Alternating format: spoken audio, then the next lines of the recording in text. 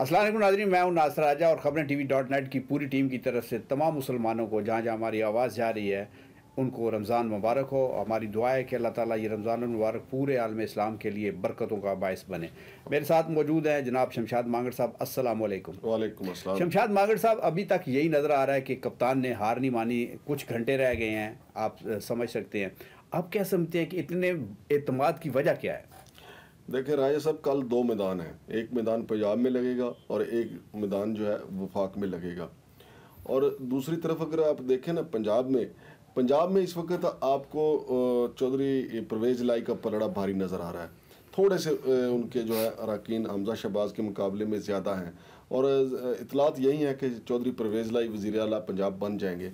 और अगर चौधरी परवेज़ इलाही वज़ीर आला पंजाब बनते हैं तो पाकिस्तान का सबसे बड़ा सूबा समझे फिर कप्तान के पास रहेगा और खैबर पख्तूनख्वा तो पहले ही उनके पास है।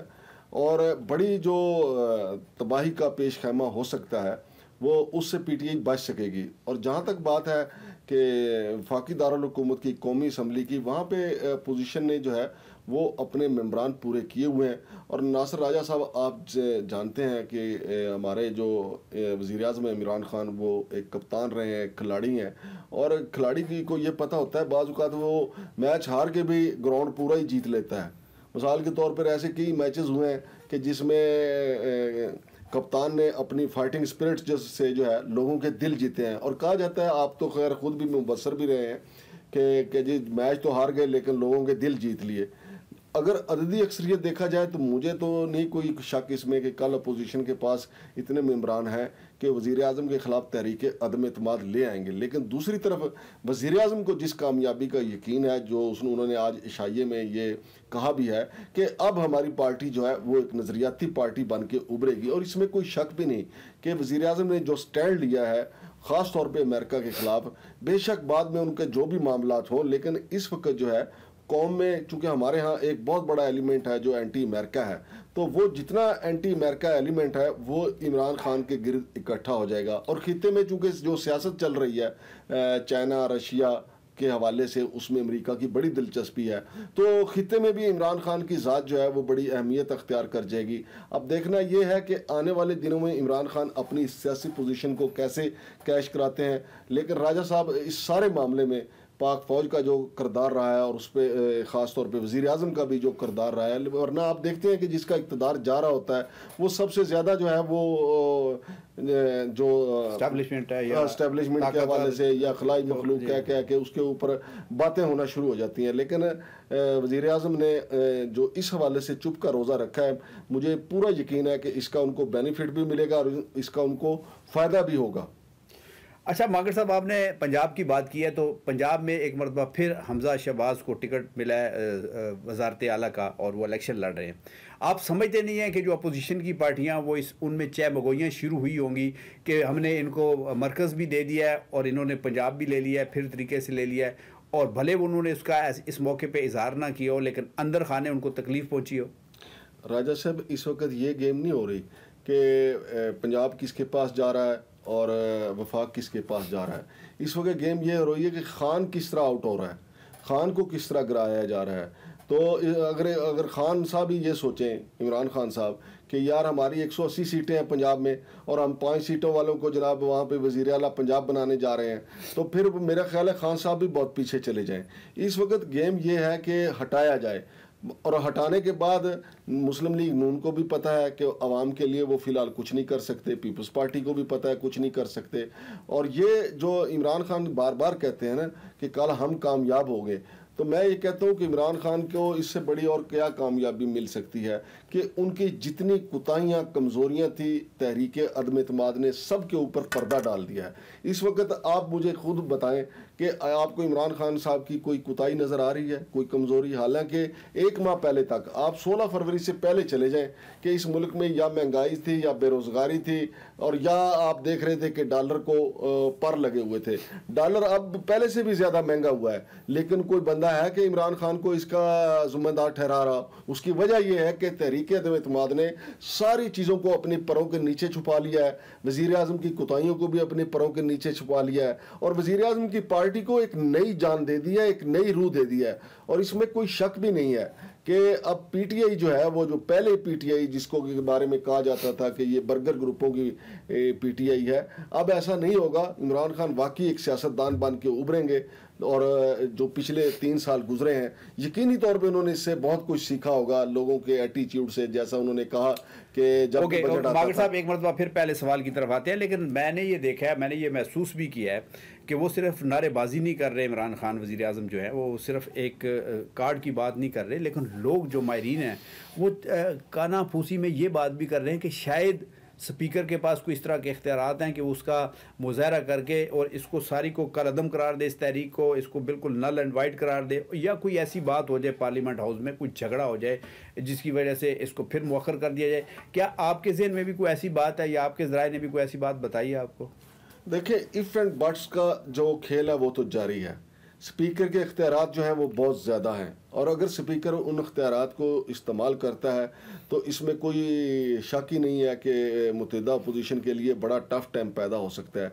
लेकिन क्या हमारे इदारे जो हैं वो इसके मुतहम्मल होंगे? क्या हमारे इदारों ने जो पिछले चंद दिनों में कई मुलाकातें वज़ीर आज़म से की हैं, या यकीनी तौर पर उनकी मुत्तहिदा अपोजिशन से भी कोई रब्ता हुआ होगा, क्या वो इस लड़ाई झगड़े के मुतहम्मल होंगे, या हमारा मुल्क इस लड़ाई झगड़े का मुतहम्मल हो सकता है? मैं ये समझता हूँ कि बजाय इसके कि ओवर स्टेपिंग की जाए या नो बॉल की जाए, रेड लाइन क्रॉस की जाए, हमारे तमाम जो इदारे हैं, जो हमारा स्पीकर का भी एक, आपसे जो स्पीकर की चेयर है वो भी एक इदारा है, तो लिहाजा उनको ये ज़रूर देखना चाहिए कि कोई ऐसी सूरत हाल पैदा ना हो जिससे जमहूरियत ख़तरे में चली जाए, जिससे मुल्क के लिए ख़तरात पैदा हो जाएं।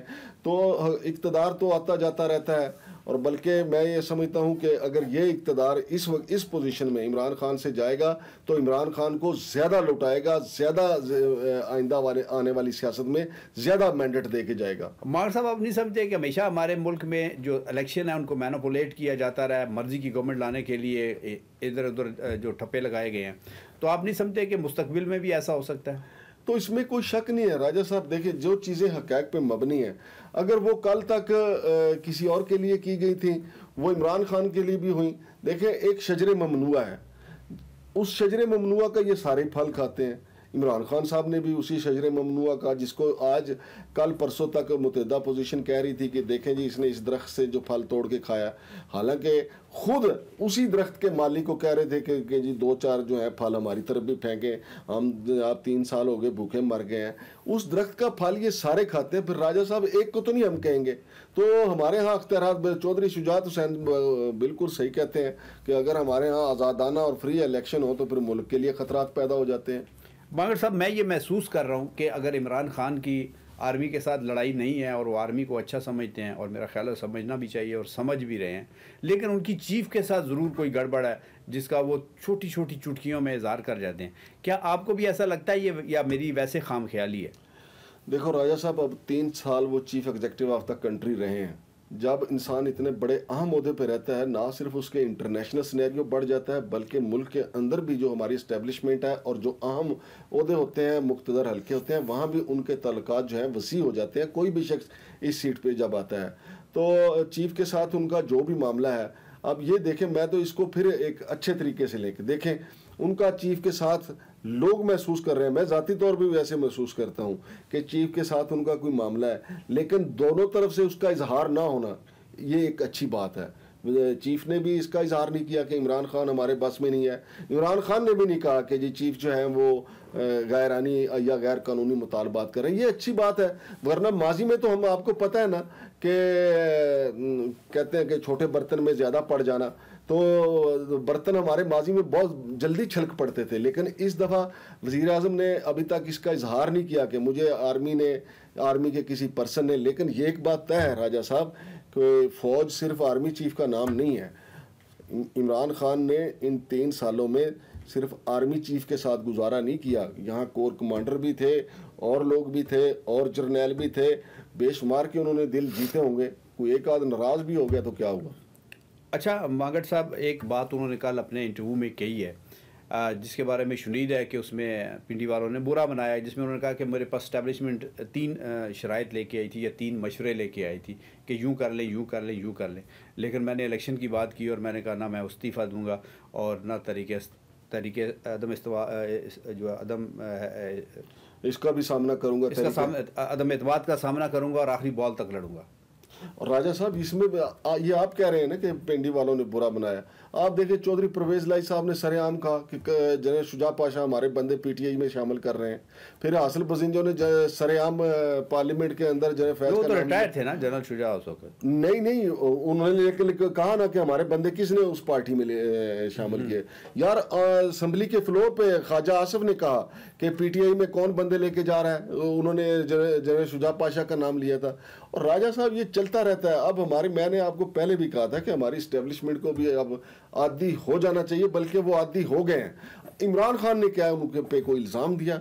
अब आप मैं सब हम नहीं बात करते। अब अगर ये बात बुरी है तो फिर वजीर दाखिला क्यों का ये बात कर रहे हैं कि इस्टेब्लिशमेंट को इंटरवेन करना चाहिए और आम इंतखाबात की तरफ हमें चले जाना चाहिए। अगर इस्टेब्लिशमेंट का किरदार हम ख़त्म कर दें ना, आप यकीन माने मुल्क जो है वो चंद दिनों में खाना जंगी की तरफ चले जाए। अभी जो मौलाना फजलुर रहमान के मदरसे के तलबा डंडे उठा के आए थे, तो अगर कोई बंदा कोई कुव्वत भी ऐसी हो जो इंटरवेन ना कर सके, जो समझा बुझा ना सके, तो क्या ख्याल है फिर पीटीआई वालों ने नहीं 3 रंग के डंडे बनाए हुए थे, क्या दोनों को लड़ने के लिए छोड़ दिया जाए? फिर कोई ना कोई तो कुव्वत है ना, दोनों को समझाती है कि भाईजान आप भी पाकिस्तानी उधर बैठे, आप भी पाकिस्तानी है उधर बैठे। तो ये एक अच्छी बात है। तो इमरान खान ने जो कहा तो क्या बुरी बात है अगर उनके पास एस्टेब्लिशमेंट 3 ऑप्शन लेके आई थी। एस्टेब्लिशमेंट उनसे इस्तीफा मांगने तो नहीं आई थी। उन्होंने कहा कि ये 3 ऑप्शन है, या तो आप रिजाइन दे दें, या आप इलेक्शन में चले जाएं, और या आप तहरीक अदम एतमाद का सामना करें। अब मागर साहब मेरे पास बहुत और भी मेरे जहन में सवालात हैं, लेकिन मैं चाहता हूं कि चूँकि रमज़ान शुरू हो गया, लोगों की हम ज़्यादा सब्र का इम्तहान नहीं लेते। हम चाहते हैं कि मुख्तसर वक्त में वो ज़्यादा से ज़्यादा चीज़ें देखें। इसलिए मैं आपसे आज के इस शो का आखिरी सवाल ये करना चाहता हूँ, मुझे जवाब दीजिएगा कि जो कल यानी कि इतवार को जो इजलास हो रहा है अदम एतमाद की तहरीक के हवाले से, इमरान खान बाहर नंबर 1, नंबर 2 कोई झगड़ा हो जाएगा, नंबर 3 अदम एतमाद की ये जो तहरीक है ये गैर मौसर हो जाएगी। आपके जहन में क्या ऐसा पॉइंट है, आप समझते हैं कि इमरान खान कल बाहर हो जाएगा? जी मैं ये समझता हूँ उसकी वजह वज़ीर आज़म ने अपने जो मेम्बरान जो साथ उनके खड़े रहे हैं उनका शुक्रिया अदा किया है, और उन्होंने कहा है मैं ज़िंदगी भर आपको नहीं भूलूँगा। तो इसका मतलब ये है कि वज़ीर आज़म को पता है, और वो जो कामयाबी की बात कर रहे हैं वो कामयाबी ये है कि कल वो इखलाकी तौर पे जीतेंगे। फिर वो बार बार लोगों को कह रहे हैं कि उन गद्दारों के चेहरे पहचान लेना जिन्होंने ज़मीर बेचे हैं। तो इसका मतलब ये भी है कि उनको पता है कि लोग दूसरे कैंप में बैठे हुए हैं, और जो कामयाबी की वो बात कर रहे हैं कि कल हम कामयाब होंगे, वो इखलाकी कामयाबी की बात कर रहे हैं। जी बहुत शुक्रिया शमशाद मांगड़ साहब। और मेरा ये ज़ाती ख्याल है कि इसमें कल किसी की भी जीत हो, लेकिन इमरान खान इसमें एक जो साबी जंग थी वो जीते हैं, एक जो मुकाबले की जंग थी वो जीते हैं, और शायद कल इखलाकी जंग भी जीत जाएं। लेकिन सब रमज़ान में सारे हमारे पाकिस्तानी, हमारे मुसलमान ये दुआ करें कि अल्लाह ताला हमारे मुल्क को महफूज रखे, और हमारी आपस की जो लड़ाइयाँ हैं इसका नुकसान हमारे मुल्क को ना पहुँचे। अपना बहुत सारा ख्याल रखिएगा, हमारे चैनल को सब्सक्राइब कीजिएगा, लाइक कीजिएगा, शेयर कीजिएगा। पाकिस्तान जिंदाबाद।